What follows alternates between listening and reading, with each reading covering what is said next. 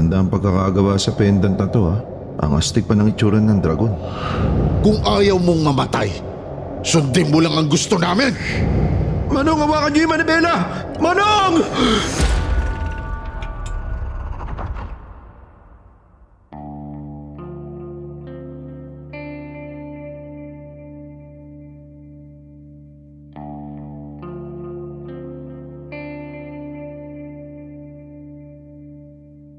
Naniniwala ba kayong may mga bagay na nakapagpapatawag ng swerte?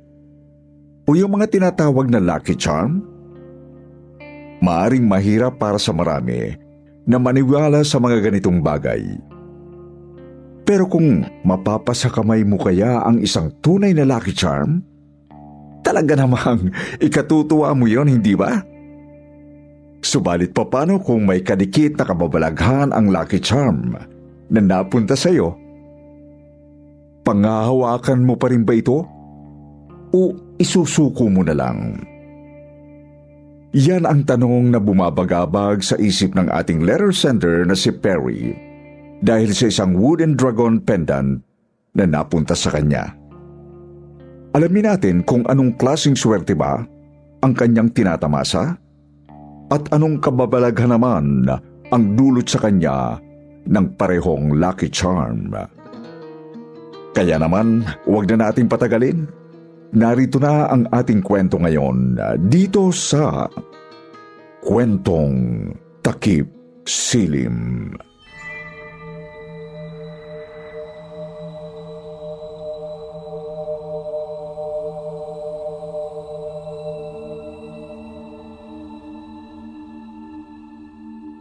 Hello po, Sir Wilmore. Itago niyo na lamang po ako sa palayaw na Perry. Isang 31 years old na binatang Maynila.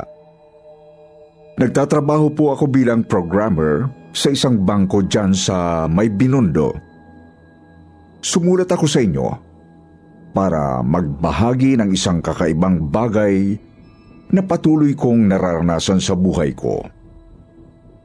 Nagsimula po ito nito lang February 2023 nang mapunta sa akin ang isang wooden dragon pendant, isang kakaibang lucky charm na may kalakip na matinding kababalaghan.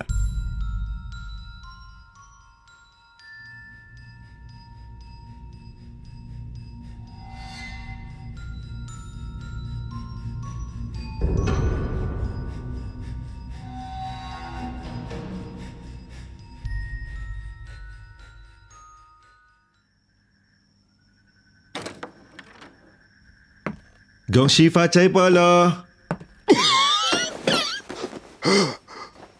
Tignan mo nga naman yung batang to. Saan ka ba kasi nagpupunta? Unang panggabing pasok mo ngayon, di ba? Bakit ka uuwi mo lang? Lolo naman eh. Namili lang po ako ng konting mga gamit sa opisina. Tapos dumaan na rin po ako dun sa paborito niyong tikoy ni Lola. Eto po, kuha po kayo. Sus! Dadaan-daanin mo pa ako sa ganyan, ha? Mukhang mamahalin to, ha? Mabuksan nga. Siyempre Pulo. Pinili ko talaga yung espesyal para. Uy, ano yun, ha? Teka, palawit ng kwintas ko to, ha? Paanong nakarating to sa kahon ng tikoy? Oo nga no. Ito yung pendant nyo na dragon. Pinaglololoko mo ako. Kinuha mo yata yan eh. Naku, hindi po lo. Hindi po. Hindi ko nga po alam kung paano napunta yan dyan. Tsaka kung kukunin ko, siyempre itatago ko naman na maayos. Isa pa, wala na naman po akong dahilan para kunin yan. Kahoy lang naman yan eh. Pinagsasasabi mo, di mo ba alam, makapangyarihan ang palawit na yan? Kahoy lang yan, pero pinatagal niya ng buhay ko. Lolo naman eh. Anong taon na naniniwala pa kayo sa ganyan? Alam mo, Perry, proteksyon ang palawit na ito laban sa kamatayan. At ang buhay ko mismo ang patunay doon. Protection po? Tingnan mo naman, napakatagal na nasakit ko sa baga. Ang hina na rin ang mga buto-buto ko. Pero heto, buhay pa rin ako. Alam mo kung bakit? Kasi tinataboy ng dragon ang kamatayan palayo sa akin. Uy, may ganun? Nako, bahala ka kung ayaw mong maniwala. Basta seryoso ako. At palagay ko rin, pinipili ka na ng Palawit bilang bago niyang amo. Bagong amo?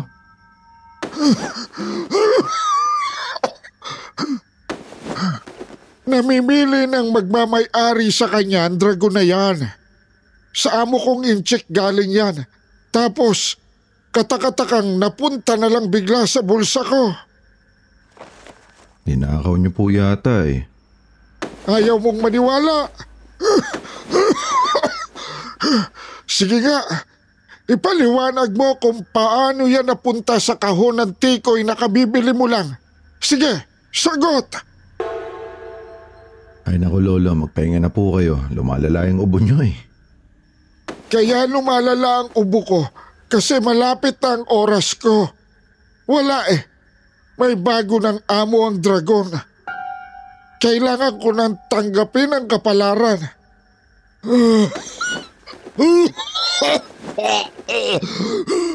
Lo, hindi na talaga tama yung ubo niyo eh. Teka po ha, tawagin ko si na Papa. Pa! Pa!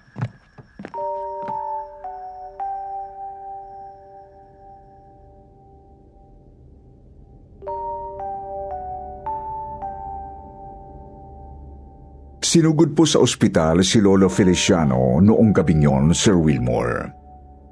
Hindi ako mapalagay. Gustong-gusto kong sumama. Pero may trabaho ako. Unang pasok ko kasi noon sa pinagtatrabahuhan kong bangko. Kaya hindi ako pwedeng umabsent agad. Mabuti na lang at kumpleto naman kami sa bahay. Kaya ang mga kapatid ko at papa ko na lang ang nagdala kay Lolo sa ospital. Si Mama naman ay naiwan sa bahay para samahan si Lola. Pagkapasok ko sa kwarto ko para magbihis, tiningnan ko ang wooden dragon pendant na hawak ko. Isa itong simpleng pabilog na pendant na gawa sa hardwood. Siguro nasa 1.5 pulgada ang lapad. May nakaukit ding isang Chinese dragon na lumulukob sa buong bilog. Yung dragon na parang ahas. Sa likod naman ito ay may nakaukit na karit ni kamatayan.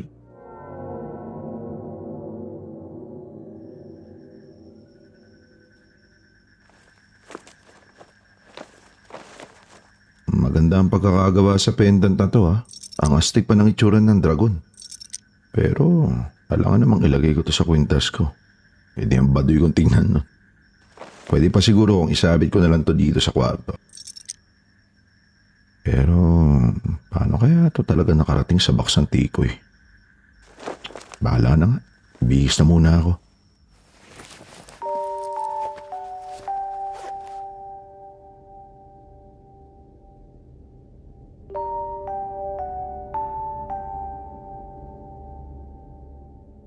Nilagay ko ang pendant sa drawer ko at saka nagbihis na ng uniforme.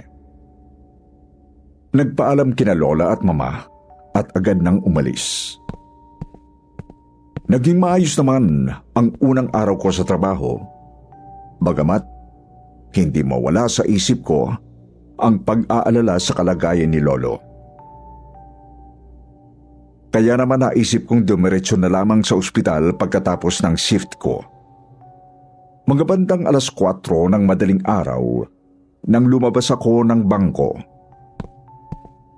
Kasabay ko yung isang naging kaibigan kong katrabaho na si Patrick.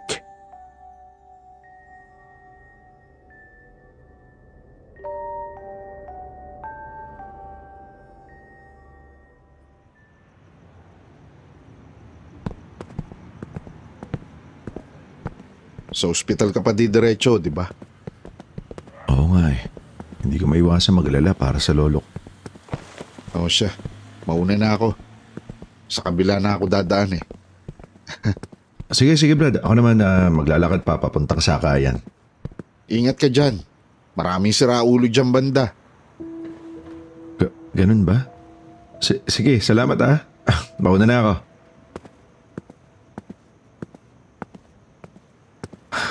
Kamusta na kaya si Lolo? Ay, ba't ba wala pang chat si na Papa? Ano lang nangyari doon sa ospital? Dapat may update na sila ngayon Sana talaga okay lang si... May nakatutok na kutsilyo sa tagiliran mo. Huwag kang kikilos ng mali. Umakto kang normal at sumabay ka sa akin doon sa may eskinita. Sino ka? Anong gagawin mo sa akin? Ang ingay mo, punyeta. Sumunod ka na lang kung ayaw mo mamatay.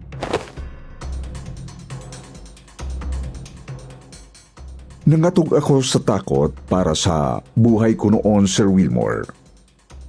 Ramdam na ramdam ko kasi ang matalas na patalim na nakatutok sa tagiliran ko. Sumubay ako sa hold-upper na pumasok sa isang eskinita. Pinilit kong lakasan ang loob ko at nag-isip ng paraan para makatakas ng hindi nananakawan. Subalit halos panawan ako ng ulirat nang makita ang isang itim na imahe sa gitna ng eskinita. Opo, napakadilim ng eskinita. Pero kitang-kita ko ang napakaitim na figurang nakatayo roon. May hawak din itong isang malaki at itim na karit. Akala ko nung una, anino lang. Pero natauhan din akong hindi yon nakalapat sa pader. Dahan-dahan itong lumalapit sa amin. Ngunit napansin kong hindi yon nakikita ng hold-upper.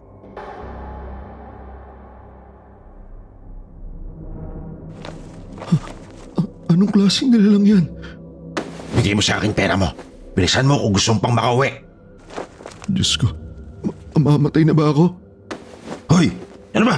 Akin na. Dali na. Nakakabanas ka naman Kuya, pakawalit niyo na lang po ako. Wala po akong pera Kakapasok ko lang kasi sa trabaho ngayon. Ako wag mo akong pinaglolo kung tarantado ka. Talikod! Dali! Kakapkapang kita. Kuya, wala po talaga Cellphone lang po yung meron ako kaso lumang unit na po Patingin nga nitong bulsa mo. O, kita mo na. Isahan mo pa ako May alas ka naman pala rito Wala. Lintik. Kahoy. Magdadala ka na nga lang ng pendant kahoy pa. Namalas yata ako ngayon Diyan ka na nga. Buset!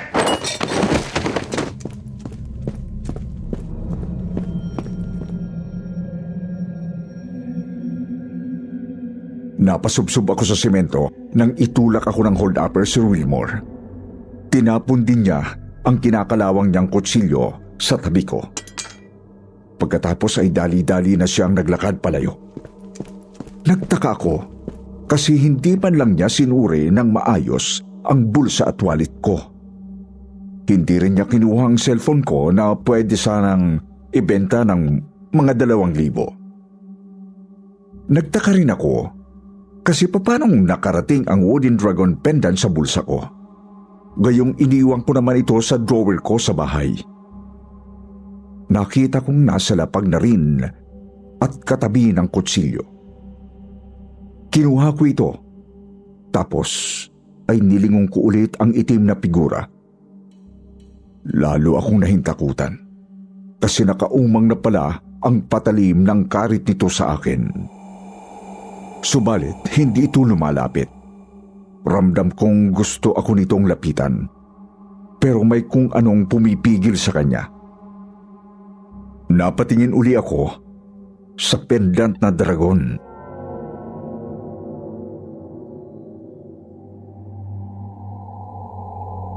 Huwag kang lalapit.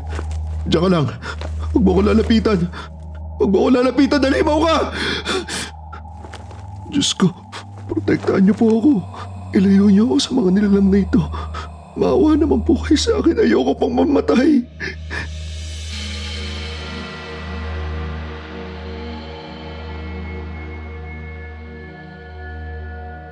Hindi ako makagalaw sa sobrang kilabot. Madilim, kaya hindi ko makita ang mukha ni kamatayan. Ngunit ramdam na ramdam kong nakatitig sa kaluluwa ko ang mga mata niyang walang laman. Hanggang sa namalayang ko na lang na unti-unti na siyang pumapahalo sa dilim. Ilang sandali pa, tuluyan na rin siyang naglaho sa harap ko. Nang matauhan ako, ay mabilis akong bumangon. Ibinulsa ang pendant, pinagpag ang damit, at saka dali-daling naglakad palis. Agad din akong sumakay ng jeep na papunta sa kinaroroonang ospital ni Lolo. Ang kaso, hindi na po ako umabot. Naunahan na ako roon ng parehong itim na figurang nakita ko sa may iskinita.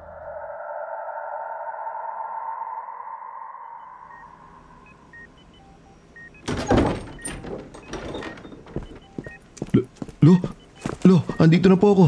Si Pere po ito, Lo. Apo ko. Lo, lumaban po kayo. Ayoko pa pong mawala kayo, Lo. Apo, hindi na ako magtatagal. Masyado nang napahaba ang buhay ko. Matagal na nga dapat akong nakahimlay eh. Pero Lo, Nakikita mo naman siya, di ba? Nakikita mo naman ang sunto sa may ulunan ko. Lola naman eh. Huwag kayo sumama sa kanya. Kung gusto niyo, ibabalik ko na lang itong pendant sa inyo. Mabuhay lang kayo. Hindi na pwede, Apo. Ikaw na ang bagong amo ng dragon na palaweta. Oo, nakakatakot ang sundo. Pero poprotektahan ka palagi ng dragon na yan. Swerte yan sa buhay mo. Lo, tama na po. Huwag na po kayo magsalita masyado. Magpahinga na po kayo. Magpapahinga na ako, Apo. Hindi ko na kaya.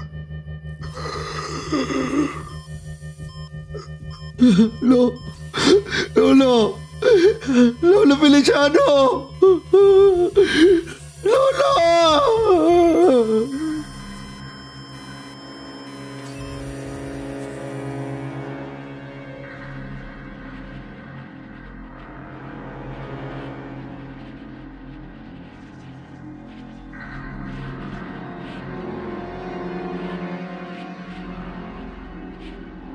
Nagdaan ang mga araw, linggo at buwan.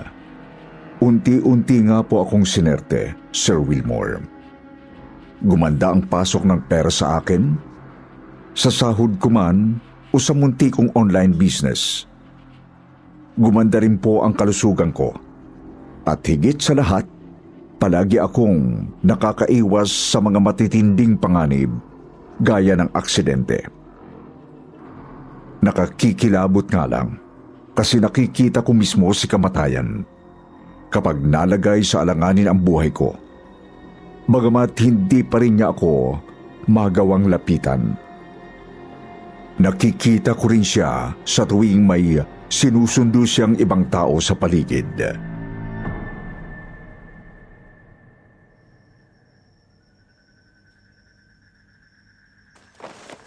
Seryoso ka ba dyan sa mga sinasabi mo, Brad? Seryoso nga. Totoo pala talaga yung kakayahan nitong pendant na to. Tsaka sa'yo ko palang sinasabi kasi, yun, ikaw lang yung tropa ko dito sa trabaho eh. Nakakatakot naman kasi ang sinasabi mong nakikita mo si kamatayan eh. Sabihin na nating tinataboy siya ng dragon na yan. Pero kahit na, nakakatakot pa rin. Sa totoo lang, tama ka naman parang Patrick eh. Hindi ko makuha ang masanay. Kinakabahan ako kapag nakikita ko siya. Hindi ko naman kasi alam kung sino susunduin niya hanggat hindi niya tinututok yung karit niya. Nakakatakot isipin baka mamaya niyan. Huwag naman sana ang mahal ko sa buhay yung kunin. Oo nga pala, Brad. Oh, Birthday ng kapatid ko bukas. Doon sa Laguna. Sama ka? Pareho naman nating day off eh. Para naman malibang ka kahit papano. Sige Brett, punta ako. Sana nga makalimutan ko man lang yung problema ko.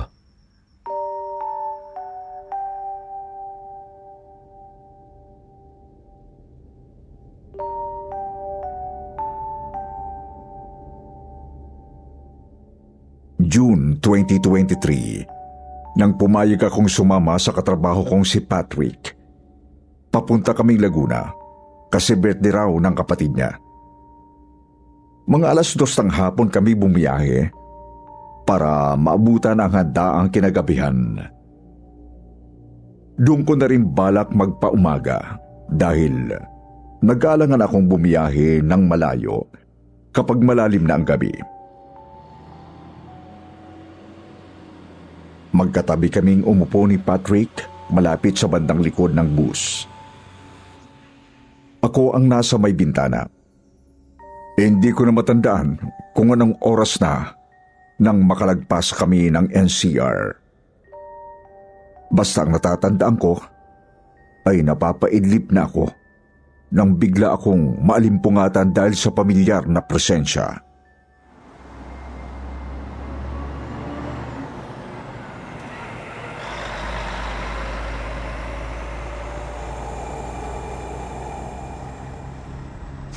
May problema ba, Perry? Ha?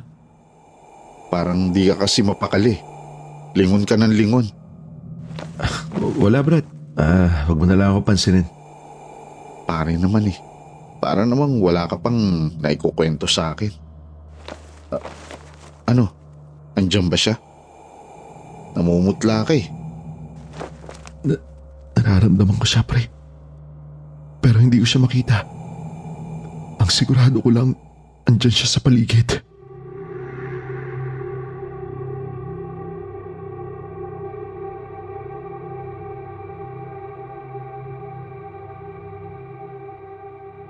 Lingon lang ako ng lingon para agad makita kung sakali mang dumating nga ang sundo, Sir Wilmore.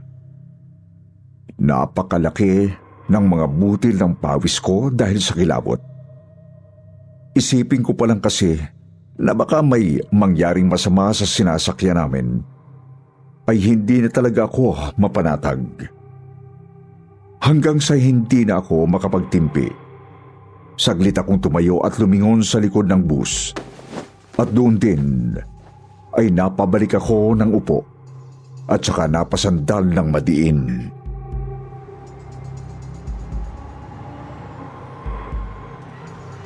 Brad, nakita ko na siya. Nakita ko na siya. Pare, huminahon ka muna.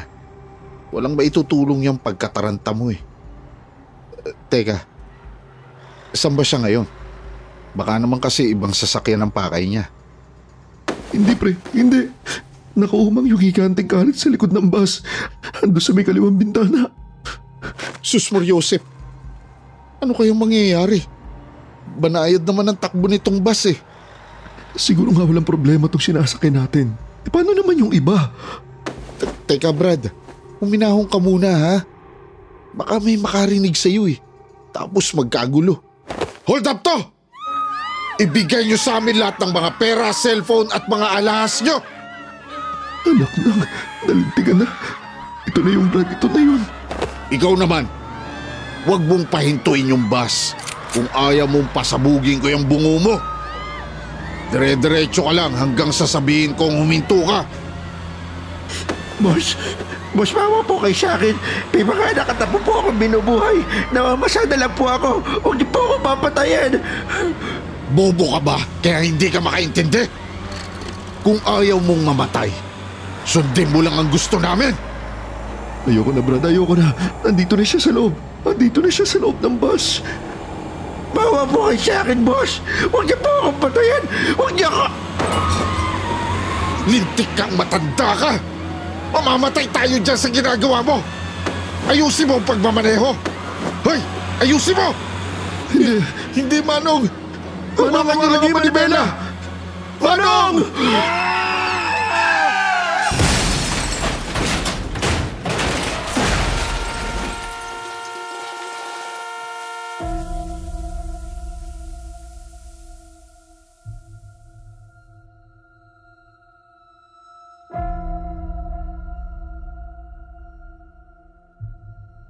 Sumalpok ang sinakyan naming bus sa isang kasalubong na truck, Sir Wilmore. Oo, alam na alam kong hindi ako mamamatay. Pero ay akong nakakakita ng mga kaluluwang inaani ng higanting karit ng sundo. Saglit akong nawala ng malay noon. Nang mamulat ay wala akong makita kundi ang sirang bus na animoy nayuping lata. Nagkalat ang dugo sa paligid. Umuugong ang iyak ng mga sugatan at naghihingalong mga pasahero. Dinig na dinig ko rin ang mga kaluluwang kinukuha ni kamatayan. Hindi lang isa, dalawa o tatlo, kundi napakarami. Nakikita kong hinuhugot ng sundo ang mga kaluluwa mula sa kanilang katawan gamit ang higanting karit. Wala siyang sinasanto. Mapamatanda, bata, babae, lalaki o kahit na sanggol. Ang iba ay nagtatangkapang pumalag at bumalik sa kanilang mga katawan. Ngunit sadyang makapangyarihan si kamatayan. Yun na siguro ang sinasabing, kapag oras mo na talaga. Ibinaling ko naman ang tingin ko sa kaibigan kong duguan ang ulo. Akala ko wala itong malay, pero kita kong sinusubukan niyang dumilat.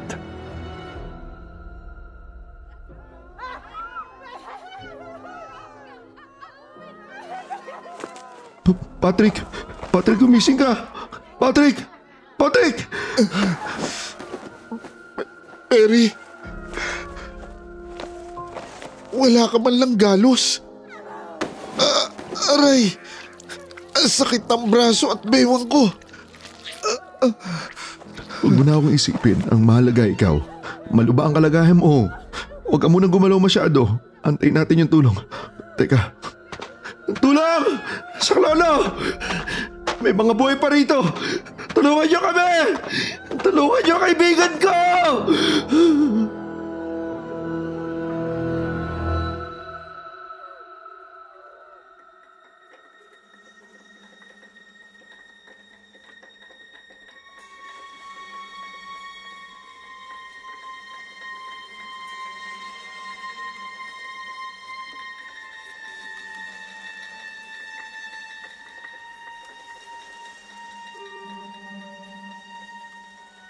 Nang magtawag ako ng saklolo, ay nakita kong lumingon ang sundo sa akin. Naramdaman ko na gusto niya akong kunin, ngunit hindi pa rin siya makalapit. Bumalik na lamang siya sa pagkuha ng ibang mga kaluluwa sa paligid. Hanggang sa muli na naman siyang naglaho. Mabuti na lang talaga at hindi naman niya isinama ang kaibigan ko. Sir Wilmore, hanggang ngayon ay tuloy-tuloy pa rin pagpasok ng swerte sa buhay ko. Hanggang ngayon din po, nakikita ko pa rin ang itim na figura sa tuwing may susunduin siyang kaluluwa sa paligid ko. Hindi ko pa rin talagang magawang masanay, bagamat alam kong kailangan kong matutuhang hindi na siya gaanong bigyang pansin. Gayunpaman, gusto ko pa rin magtanong sa inyong mga listeners, may paraan kaya para iwan na ako ng wooden dragon pendant na ito? Oo, nakakatuwing swertihin maya-maya. Pero ayoko namang iasa na lang doon ang buhay ko. Isa pa, gusto ko na rin talagang matigil ang kakayahan kong itong makita ang sundo. Sana po ay matulungan ninyo ako. More power po sa inyong kwentong takip silim at God bless.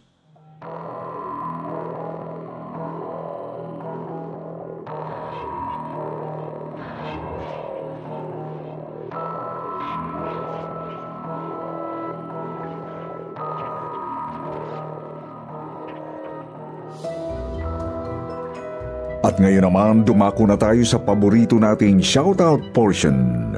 Shoutout going out to Ibka Pabiliano, Kiria Carica Destajo, Bujoy TV, Syra Sinayi, Jairo Gilas, Jacqueline Anghag, Rose Jean, Mamawag, Dolores V. Kane, Baking Nanay. Magbabasa tayo ng pinakamagandang comment galing kay Malu Kulansa at Liton Historilio.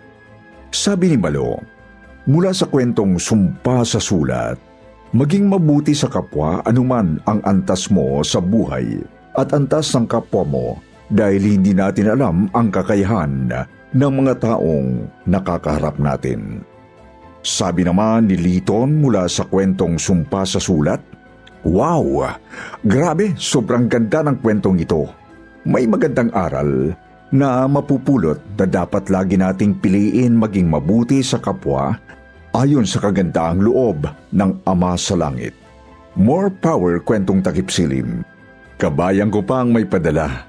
I'm Nelson Semilia, 43 years old from Gasan, Marindoque. Matagal na akong listeners ng channel na ito, pati ng Sitio Bangungot. Sa mga hindi nabanggit, sa susunod na lang po, huwag niyo pong kalilimutang mag-reply sa ating shoutout box na nasa comment section para ma-shoutout ang pangalan ninyo. Muli po mula sa bumubuo ng kwentong takip silim at Sitio Bangungot, ito ang inyong lingkod, Wilmore Plopino. Nagpapasalamat.